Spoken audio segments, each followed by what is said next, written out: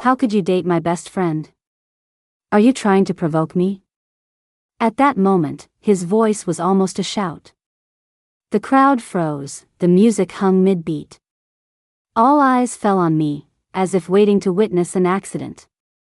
I didn't explain, nor did I retreat. 5 years ago, he said I was boring. Now, he was losing control because of my calmness. How ironic. I looked at him, my expression so calm it bordered on cold. Not to provoke you, Jason. This is just you being unable to accept that someone else can be more important than you. He froze, fingers still gripping an empty glass, wine dripping through his knuckles. He wanted to speak, but no sound came out. Later, he lost almost everything. Friends stopped listening to him, Oliver changed his number, even the baristas stopped acknowledging him.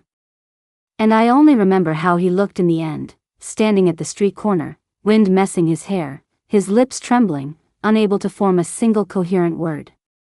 I remember 5 years ago, when I was with Jason, my world was very small. Work, home, a movie, a dinner, and curling up on the couch. Jason said I was boring, complained I wasn't proactive or adventurous enough. At gatherings, he always found fault with me, saying I dressed poorly or wasn't social enough. At one office party, he even said in front of everyone, "You're such a homebody, you can't even plan something fun." I swallowed back tears and smiled, nodding. I thought 5 years of a relationship would earn me respect, but his words cut like knives across my chest. On the day we broke up, he was blunt, "You're too boring. I'm done." I didn't cry because I knew I couldn't show weakness in front of him. Worse, after we broke up, he started spreading rumors among our friends, colleagues, even family, claiming I was stalking him. That I was following him on the street, going to his apartment. Colleagues, neighbors, even baristas began giving me suspicious looks. I felt as though I had been thrown into a trial in an unfamiliar world, every familiar face staring at me like a stranger. I tried to explain, to prove I was normal, but every word seemed to vanish into the wind. Even Becca, at a coffee meetup, cautiously asked, You're sure you haven't gone after him?" I could only shake my head, silently swearing that one day, I would turn all of this upside down. A few months later, I met Oliver. It was a work collaboration meeting. He was more approachable and humorous than I imagined. He noticed the book on my desk and casually asked, "You like detective novels too?" Our conversation drifted from books to movies to everyday life, gradually drawing us closer. The first dinner with him, I found myself laughing naturally, without restraint or self-doubt. He wasn't Jason, he didn't care if I was boring. He enjoyed every second with me. My relationship with Oliver grew steadily from that first date. He suggested watching new releases, or staying in to watch old films and cook together. He noticed the little details in movies I pointed out, and he listened attentively. Every date was calm, real joy. Yet Jason didn't give up. The first time was at a small downtown restaurant, where he sat at the next window, eyes fixed on us. Oliver noticed and frowned. "Are you sure he's not following us?" I nodded, trying to remain calm. "It's just a coincidence." But coincidences kept happening.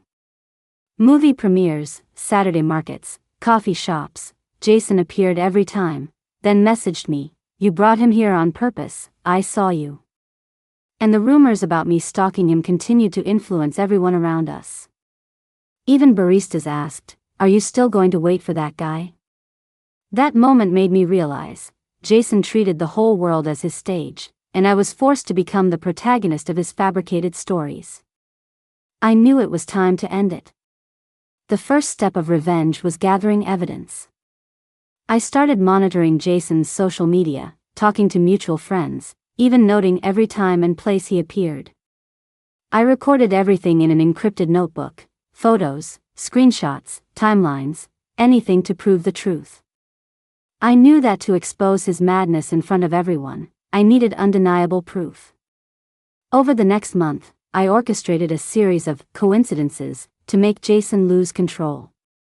He thought I would panic or hide, but each occurrence was carefully planned. Oliver cooperated, recognizing Jason's abnormal behavior. We started, coincidentally, showing up at his most frequented cafe, then posting regular life updates on social media with locations and timestamps. Jason's calls and messages grew frequent, his tone increasingly impatient. The climax came at a dinner. Friends gathered to celebrate Becca's promotion.